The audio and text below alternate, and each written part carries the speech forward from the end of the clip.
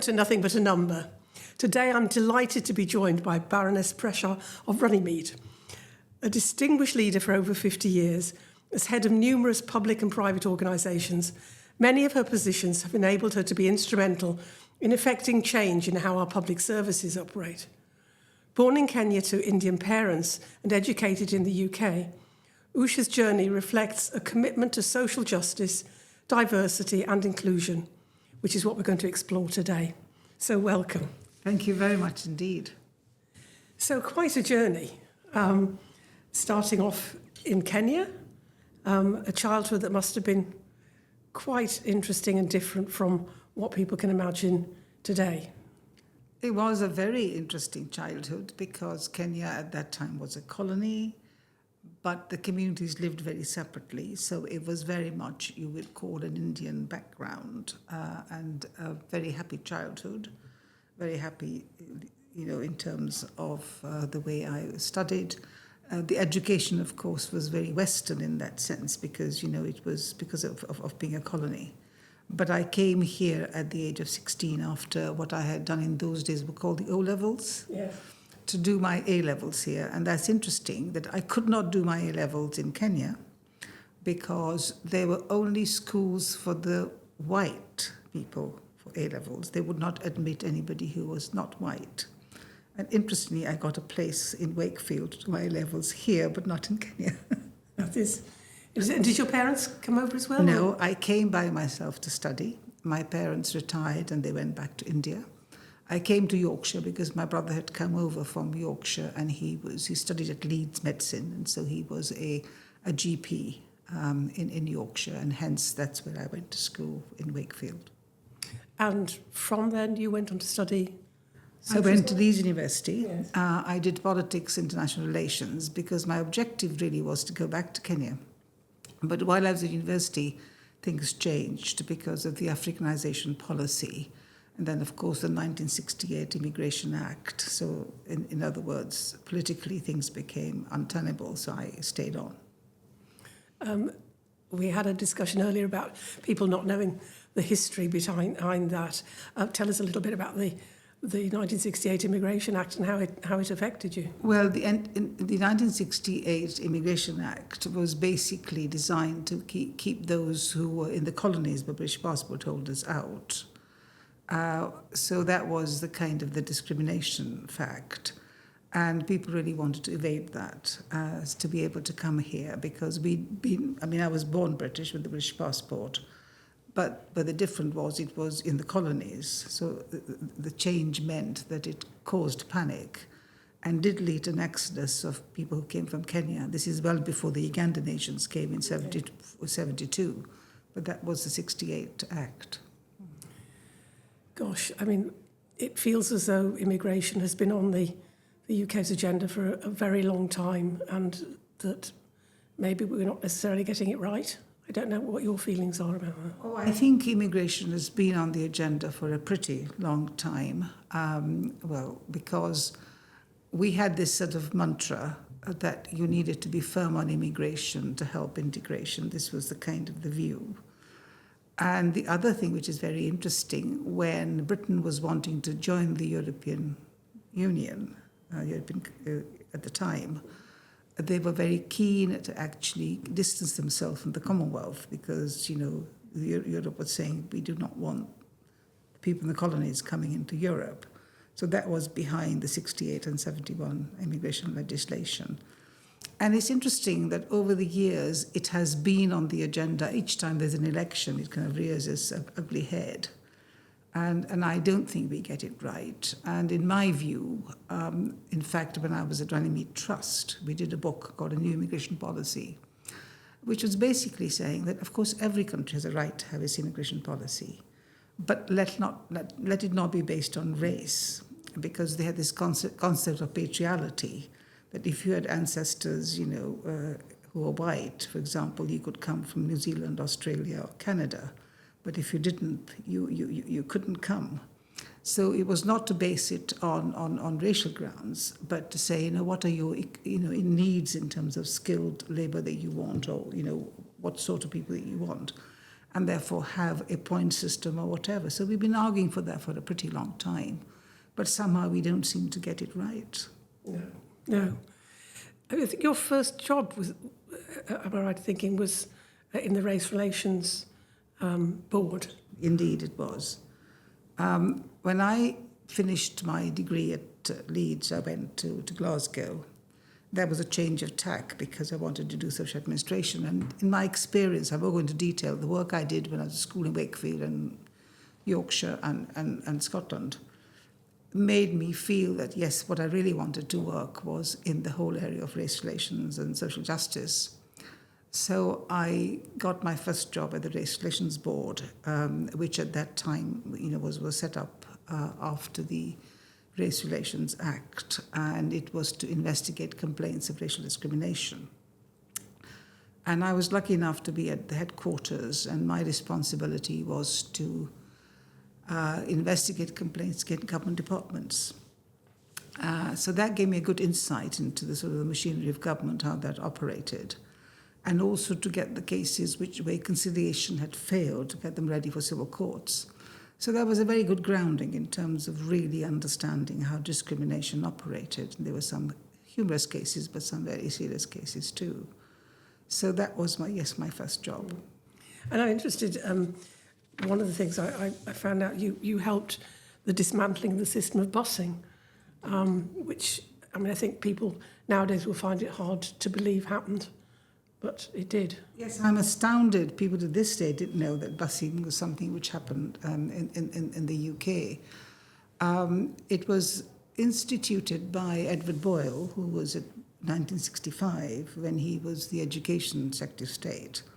I think he went to Southall and the parents complained, there were too many immigrants coming in and he's lowering the standards of our education. So the policy of dispersal was instituted. But when I was at the Race Relations Board, we could not start an investigation unless somebody had made a complaint. But there was a section in the legislation where you could initiate an investigation. So I used that to kind of go and really talk to people door to door to get stories of people, what it was like for young people at the age of 7 or 5 to be bussed outside Southall and how long it took. And I worked on that case and had a very good counsel, and we appointed an educationist to help us do that. So after about 18 months or 2 years investigation, it led to dismantling of busing. Yes, I was very proud of that. Because I think it was, if there were more than 30% of children from ethnic backgrounds in a school, then they had to be bussed elsewhere, basically. Absolutely. Gosh. And people are astounded when I tell them the busing happened here. They say, really? Yes. Just amazing. Yes. I think you in looking at your career, you've been a problem solver for so many different organisations. Moving on to the parole board, I know you described it as Kafkaesque when you first arrived there. You have done your homework, haven't you?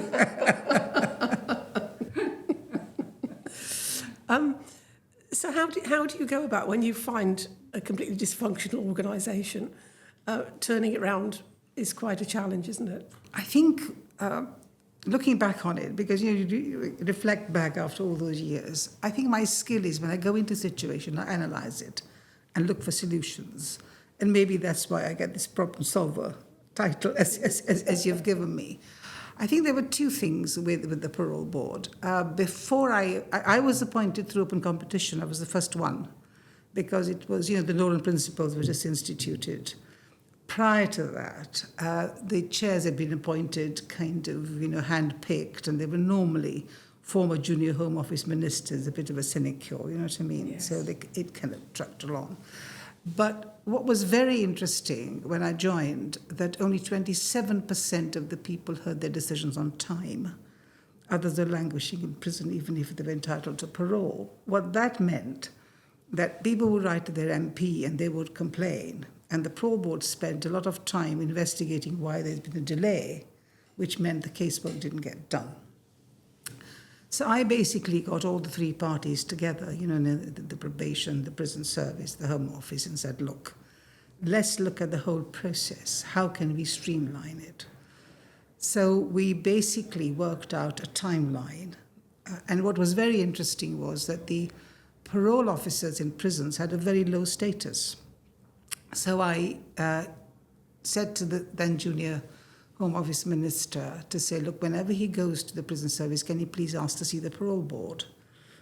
And suddenly the prison governor said, why does he want to see the parole? And then asked him to do a conference for them. The Chief Inspector of Prisons, I primed him to kind of start raising the profile of the parole officers within prisons and the probation service. So we basically worked out a system that everybody had to give their decisions within a certain period. So getting all the parties together meant that we worked to the timeline. So by the time I left, 97% of the people heard their decisions on time, and there was no backlog, so you could actually rolling the system forward. And I think also it was giving a little bit of pride and because you see, when I joined in 97, the previous government, of course, the Tory government, was saying, honesty in sentence, life should mean life, and I think they were thinking of abolishing the parole board. When I got there, it was a 30th anniversary, and I wanted to sort of raise the profile. I did a lot of articles to say to people, look, this is kind of a little jewel in the crown of the criminal justice system, because when people are in prison, they're going to come out anyway. So you might as well rehabilitate them, because, there's no good saying, you lock them, you can't forget them, because once they come back, reoffending will be there.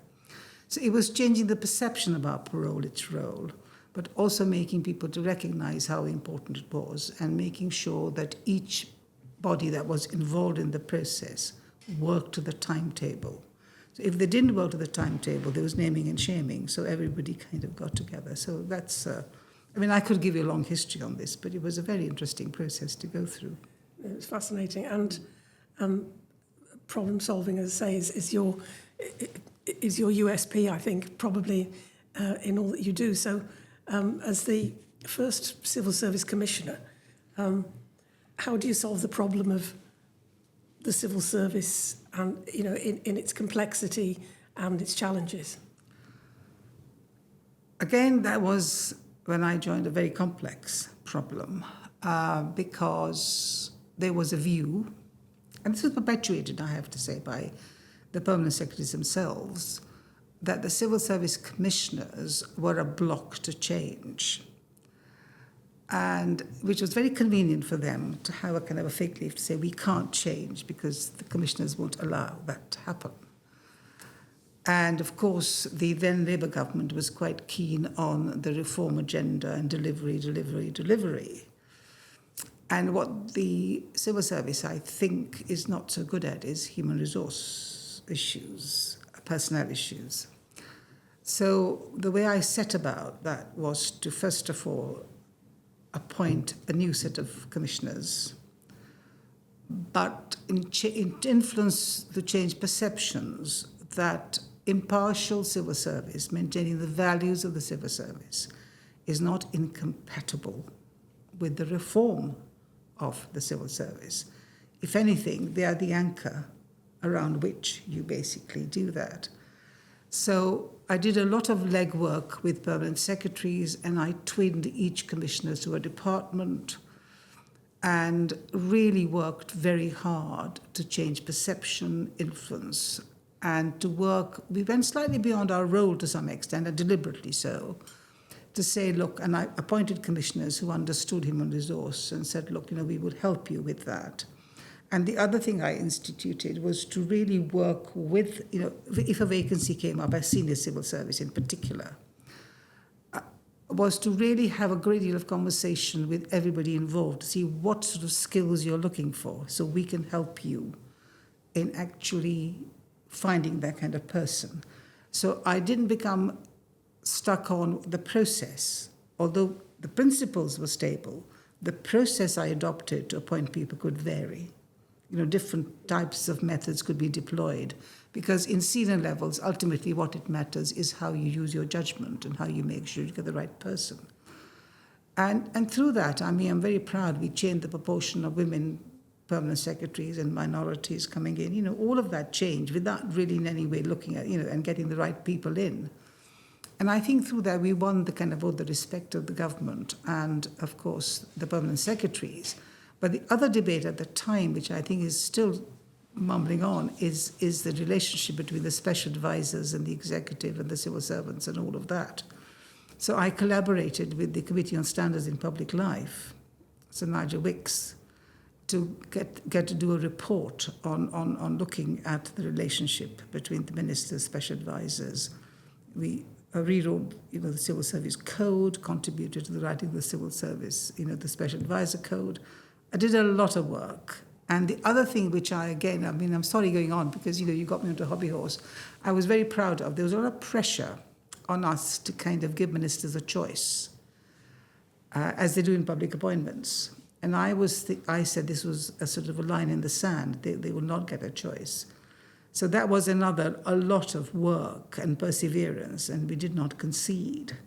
But I'm sorry to say that later on, Francis Maude persuaded David Normington to do that. But I do think that it goes against the question of impartiality, because from my point of view, a permanent secretary is a professional, and the impartiality to be able to work with no matter what the complexion of the government of the day. If you start picking and choosing and, you actually are therefore inadvertently leading to a little bit of politicization. I'm not saying it's politicized, because the point really is a professional civil servant should be able to serve the government of the day. Of course, there'll be situations when there are personality clashes. That's a different issue to then actually wanting someone who thinks like them. So yes, that was another sorting out of and I have to say, when I look back on it, I'm very proud the way it's kind of established itself now. Yes, it's very interesting. So I sit on the Public Administration and Constitutional Affairs Select Committee, and we're currently doing an inquiry into the relationship between senior civil servants and ministers, and the debate has been around whether the role has become more one of a courtier and less of the expert advice, because of the way the civil service promotes, so that in order to make a career out of the civil service, you can't stay in the same department, and therefore the senior civil servant, who is the expert in the field, has become a lesser known species within the current civil service. Yes, indeed. In fact, I don't know whether you saw that the Constitutional Committee did a report when Tom Scholar was sacked. And that's something they gave evidence to, and partly responsible for getting them to initiate that particular inquiry. Yeah. The other thing, if you're interested, I don't know whether you're aware, we've recently done a project with Dominic Greaves, chaired on the governance project. The report was published in January this year. It was a 6-month project, completely independent. And that's very much looking at some of these issues to do with the ministerial code, Civil Service Code, Special Advisors Code, the Electoral Commission, statutory instruments, and so on. I'll ping you a copy if you're interested. Because, again, I'm very passionate about what I call policing the boundaries. I think what you say goes to the heart of why the House of Lords is important as well. You've been in the House of Lords for 24 years? Yes, it'll be 25 in July. Wow. Quarter of a century. Are you doing anything to celebrate? No, really. I'm not one of those celebrations.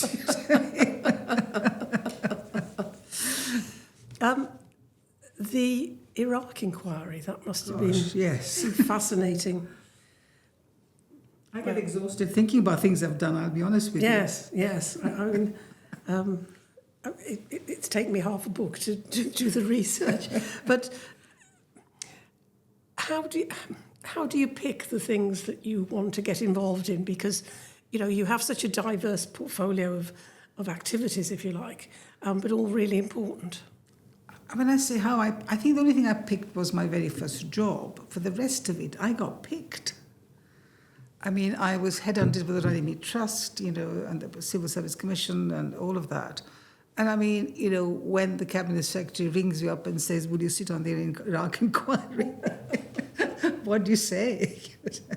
So, I think I got picked for that. So you had a problem saying no? I think I can say no, but I think I have difficulty saying things no which I think matter. Yes. Yeah. And the Iraq inquiry, for me, apart from getting to the truth of it, I think to me it's a sign of a very robust democracy which can open itself up to this kind of inquiry. When we're doing it, I mean, the number of Americans who said to us, I wish we could have done this kind of inquiry. So I think we grumble a lot about our democracy, but I think it's a sign of a secure democracy that you can have an inquiry like that and open it up. Do you think, I often wondered, looking at the number of women who are on multiple boards and then the shortage of proportionately women to men on boards, that there is a problem where we, that we should kind of spread the love more evenly, if I can put it like that? I think the issue of women on boards has been with us, for a long time, and I think it'd be fair to say the number is beginning to increase. It's not enough. But having served on boards, not many, but some, I think it's good that if we have not just one but several women on the board, and wherever I've been, I've made sure that not the only one. You want to encourage other people to be coming on, so it becomes kind of the norm. When I joined the ITV board, I was the first one, but by the time I left, there were 3 of us. And then I think nationwide was good in a way because the majority were women on boards. But you're right. I think we need to kind of keep. I mean, these are issues I think you can never take your eye off, because if you look at civil service, it regressed to some extent because there are not as many women permanent secretaries. Unless you are constantly vigilant on these issues, you will have regression. So you're right. I mean, I think the journey, both in terms of inclusion and diversity generally, is something we've just got to persevere on all the time. One of your many quotes that I really liked was the fact that you described, to better understand the many ways in which discrimination works, you said it's like litmus paper. It tells you what's wrong with your organisation as a whole. Would you like to expand on it? Yes, I mean, I think I became interested in organisation change for a pretty long time. And if you look at any organisation and you think, well, this is what's wrong, in terms of diversity, you'll find that it begins to improve the policies generally. I mean, I not just in organisation. I mean, I'll give you an example. When I was at Runnymede, we did a project where a lot of the Asian women were saying, felt intimidated by going to a doctor if they were pregnant because, they could not actually have a discussion with them. So we thought, well, they can take an advocate with them. It transpired, it wasn't just for them. Actually, very many white working class women had the same sort of issues.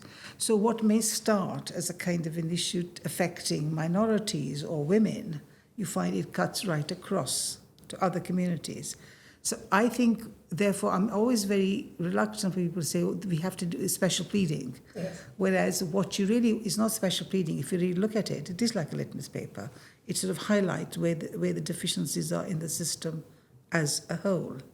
So I just think, and that's why you bring integration of these policies into the system as a whole. And I'm always unhappy when people think this is a special thing you've got to do for a particular group. I mean, at present, I'm quite worried about what I call balkanization, It's women, it's minorities, it's LGBT. Whereas if you look across, there's a kind of a common strand. And therefore, you've got to improve organizational practices. Now, if you're looking at recruitment practices, you'll find you may start on the grounds of race, but actually it improves your recruitment policies for everybody. And I think it's that integration of those practices into the organization as a whole, which is what I mean about it being a litmus paper. That makes absolute sense. You also said we sometimes create barriers for ourselves by being overly conscious of our difference. And I think I find that particularly resonates because, as you just said, people define themselves by their difference rather than what they might have in common. And that in itself is a barrier. I couldn't agree with you more, because people say to me, have you ever felt a discrimination, as a woman or as a minority? And I say to them, the thing is, I've never been conscious of the fact I'm a woman or a minority. I've gone in, I've done my job, right? Yes. Now, if you start wearing it on the sleeve that I am different, right? Even now when I talk to groups, I mentor young people, I say to them, look, the thing is, you've got to develop your own resilience to be able to fight the system. If you developed a victim mentality, you'll be crushed, right? That is not to say there is no discrimination, but the point really is we've got to give support to each other, develop your resilience to be able to change the system. And I'm very keen on that kind of strategy, rather than differentiating and sitting back and sort of developing a victim mentality. I think, yes, the victim mentality is something that sadly seems more and more common in our society, and sometimes may be used as an excuse for not being able to fulfil ambition. And I think that it's really important that we share these sorts of conversations across generations. As you said, I know you do a lot of work with young people, that we learn from each other. I agree with you, because I think it's very important to learn from experience. I mean, I learn from young people. When I'm mentoring, I'm learning as much as they're learning from me, because I have a view that I don't have the worldview they have, and they don't understand the experiences that I've had. And it's through that dialogue you learn from each other. And I think it's very important to have those intergenerational conversations. If we don't, we are poorer for that. Because I think the pace of change and the kind of pressures the young people have now are quite different to the kind of pressures we had, right? We've got to understand the nature of those pressures, but they've got to understand the nature of pressures we had and how we coped with those. So in a way, it's not worse or better, but it's different. And I think it's understanding that difference that's important. I know you're a trustee of Cumberland Lodge, and is that a place where young people have those conversations and are able to? I mean, Cumberland exchange Lodge, ideas? yes, I've been chairing it now for 5 years. Its history is very interesting. It was set up by a woman called Amy Buller, who wrote a book called Darkness Over Germany, and she saw what Hitler was able to do to young people. So she convinced the then king, there was a need for an organisation like Cumberland Lodge, and it's basically about, teaching children, young people to disagree well, ethics and values. And that plays the sort of things that I really enjoy. And we've got a new strategy now, and my view really is we should work with people from the age of, let's say, 18 to 30, and is to really get them the issues to explore some of the ethical dilemmas, what the values are. And we are focusing on 2 areas. One is rule of law, another is democracy, because I think I'm very concerned about how fragile the democracy is now across the world. And it's poorer for that because, people have forgotten what democratic behavior is. Because I think it's about deepening democratic behavior. It's not just about party politics and voting. And to me, democratic behavior is the ability to be able to discuss and entertain different points of view without having to, in other words, how you actually disagree well. And through that curiosity, exploration, you develop your minds. So that, I think, is a very important aspect of it. And to some extent, I don't think we have used the social media for a positive purpose, because I think social media can be used very positively, to almost like creating a marketplace of ideas. It comes under a lot of criticism, of the negativity of it. But my argument is, if we have used social media for negative purposes, why can't we use it for positive purposes? And my view really is we should be empowering young people how to make a positive use of social media. So that's one of my next things. I've got new trustees now who are kind of very much into new technology to help us to see how we can use social media to kind of scale up what we do, because Cumberland Lodge is small, it's about place, people come there. So by its very nature, it can only have fewer people, but I want to increase its impact and, of course, scale it up. And we're going to explore how we can use new technology to actually scale up what we do. and almost create what I call a social movement of young people. It sounds absolutely a fantastic plan. As you say, social media is often spoken about in the context of TikTok and propaganda and negativity and weaponising young people and ideas, and also promoting to a certain extent extremism by tapping into people's insecurities. So to have a movement for good would be a great thing to do.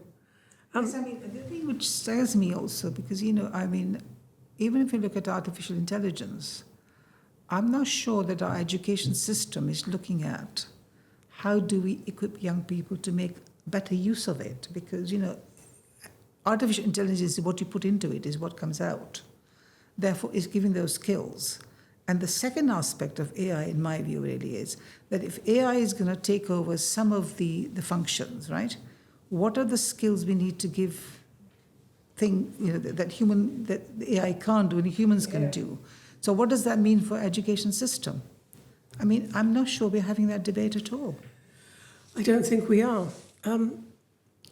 At this point in the interview, I like to visit the date of your birth, if you don't mind. I think as members of the House of Commons and Lords, our date of birth is out there for everybody to see, so it's no secret that it's 1948. And it was really quite interesting what was going on, and very much in line with your experience. The British Nationality Act 1948 was passed, establishing the status of citizen of the United Kingdom and colonies, as you discussed earlier. It was the first Summer Olympics in London after World War II, and the NHS was founded. And we all. And I was born. And you were born. And you were born. I mean, that was by far the most important thing. The British Empire was in the process of decolonisation, with India getting independence in 1947 and other colonies moving towards self-governance. I do think, it's an interesting one that the Commonwealth still has an important role to play in communication and sharing ideas in the world.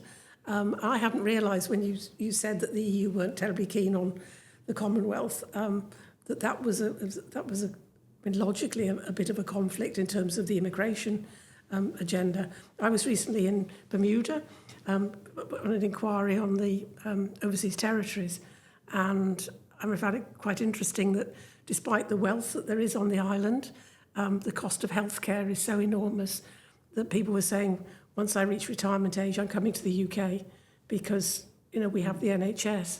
And that got me thinking, actually, that, that there are benefits to being part of the UK umbrella, as it were. And how do you see the world going forward? And I look at it in terms of with the sort of the wisdom of age and moving into an era that is clearly going to be quite different, and yet the world feels quite an unsafe place at the moment. I don't think I've been as worried as I am at the moment about the state of the world, because I think it feels very, very unsafe. I think the polarization, as I hinted earlier, how fragile the democracies are across the world. I'm not very inspired by the leadership across the world of the people I see. But I think But I've never been someone who's lost hope, because, I do think that the hope for me are the younger people, and I think the connections they will make. And this is where I think the people-to-people connections are quite important. You mentioned, the Commonwealth, was kind of, the new Commonwealth was born after India became independent. It's called the new Commonwealth. It was there. And I see the Commonwealth, with all its sort of criticism it receives, as a very, very important vehicle. Because if you look at its charter, its values, and I think if we were to use it as a very good vehicle for connecting people on the issues of values, and particularly the non-governmental Commonwealth. Because people forget that the Commonwealth was set up as a Commonwealth of the people, whereas we still tend to concentrate very much on the governmental Commonwealth. But I think the connection of people, because the proportion of people in the Commonwealth are all young, and when you talk to them, their aspirations, their values, what they're looking for are quite different, I think, to the kind of the politicians or the governments within which they're operating. So I think we've got to give it a lot more impetus than we actually do. And I know that after Brexit, Britain has come to sort of look upon Commonwealth as a vehicle. But I think in a very narrow sense, they still see it in a very transactional way, something through which trade will happen. Well, that's very important. I'm not in any way diminishing the importance of that. But I think we ought not to forget what I call the softer side of the Commonwealth in terms of connecting people and working on issues which are of concern, because I feel people have forgotten that the statehood is important, but the issues which confront us today are cross-national. Take pandemics, you take any other issue, it's all cross continents. And therefore we will have to collaborate whether we like it or not. But this push towards, little England or little United States, it's something which I think is a very narrow view. So this is why I think it's important that we really work with young people and actually give them the hope for the future, engage them much more in policy dialogue. So I think that's really where my hope is. And do you think that older generations have a responsibility to open up those discussions? And how easy is it, given the, I think the dominant culture in this country that, people have sort of almost past their sell-by date at a certain age, and therefore their voice isn't as important? I think we all have a responsibility. It's not just the older people. I think all of us have a responsibility, because to my book, if you want to construct a world in the way that I envisage it, I think we have to pull in all kinds of experiences, all different kinds of, perspectives. You mentioned 48. I'm 76, but I don't see myself as old. I see myself with sort of ideas, with enthusiasm, but obviously based on my experience, and I see where I would like the world to go. So I think we've got to really work across cultures, cross generations, and just pull in wherever there is, where people are coming together single-mindedly for the betterment of humanity. I think that's really what matters. Because if we become very narrow and you just talk to people of one particular persuasion or age group, you are actually narrowing your choices and your opportunities. So I think, and this is why I don't quite like the intergenerational tensions people talk about, the way we say, look, the older people, they are a burden and they had it good in the 60s and they're going to be a burden on the younger people.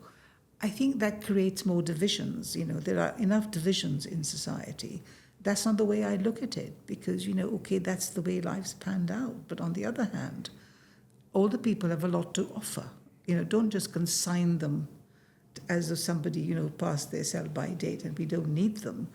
And young people to say we are a burden, on them. But that's not, that to my mind is not important, because, in a way, what is important is that we need to kind of bring these perspectives together. And to me, experience is just as important as fresh perspectives. As I said, I'm learning from young people all the time. The point really is you've got to have this capacity to be curious, to learn, because you never stop learning. I have a great passion for lifelong learning. There's a lot I would like to learn. So, what do you, in all that you've achieved, what do you still want to do? What do you think is your next job? I mean, as I said, I mean, I really would like to work and continue to work with sort of, young people. And I'm very passionate about, what I call good policy thinking. Because I feel that we tend to kind of become very siloed in the way we approach public policy. So one needs to really bring these different strands together to see how do we work together, and also how do we build better cross-cultural relations, across communities. So that's an area where I would like to focus on. And one of the things is what I'm thinking about now. I hope I can complete it. I've only just started to think about writing a book now. And I don't want to write an autobiography because I think there are too many of those around. What I really want to do is sort of glimpses into, as you say, my experience, what I've learned, and where I think, I can give some insight which may be of use to people going forward. So I think it's that kind of thinking. I haven't quite conceptualized it yet, but that's where I'm at. And I'm very passionate about creative arts, and I think what you can do in terms of building bridges between people through creativity and the arts is I mean, that's one personal passion. I mean, I love visual arts and music, but I just think you can do a great deal in terms of breaking barriers through arts. Do you think there's a role for government in breaking down barriers in terms of ageism and conscious or unconscious bias against older people? Yeah, of course, because I mean, it's a kind of signals that you send. What policies you have. This debate about retirement age. And people are talking about retiring in the House of Lords when you're 80. And I was saying to somebody, to me, it's not the age; it's whether you still have the capacity to contribute. I mean, some people at 60, 65 are not well enough. Fine. Others, who are able to contribute. Why have a particular number at which? And also I think, you've got to kind of look at in areas where they can contribute. And it's sort of setting the tone, really, I think, where the government can help. And I think the policies that they would have and the sort of the debate you begin to have. And I just sometimes, the jokes you begin to get when you're getting old, I mean, they may be funny, but they do perpetuate a certain kind of view about an older person. I'm not saying I don't have a sense of humour. I mean, I can laugh at myself, but on the other hand, I think you've just got to be careful the sort of tone you set and how do you discuss some of these issues. One question I always ask my guests is there any advice that you, as you are now, would give to your much younger self, to maybe that young girl arriving in the UK to do her A-levels?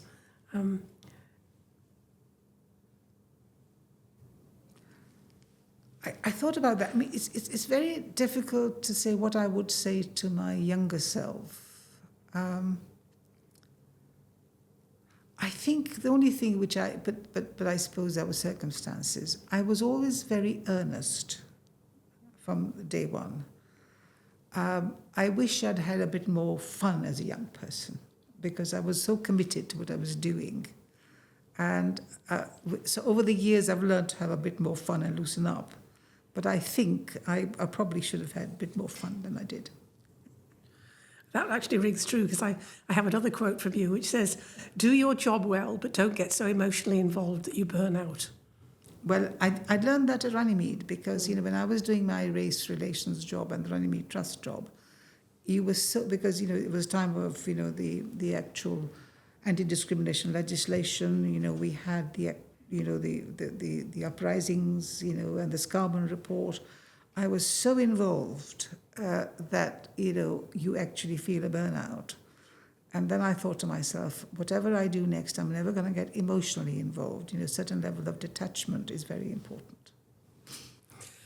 So we touched on what you might want to do professionally. At a personal level, do you have a bucket list? Do you have, things that you really want to do? Yes, I really want to travel now. And I want to, I love travel anyway. But one of the things I want to take up, I used to do a lot of watercolor painting, which I haven't done for a while. And yesterday when I went for a walk by the river, there was this woman with a easel painting, and I thought, I need to get back to this.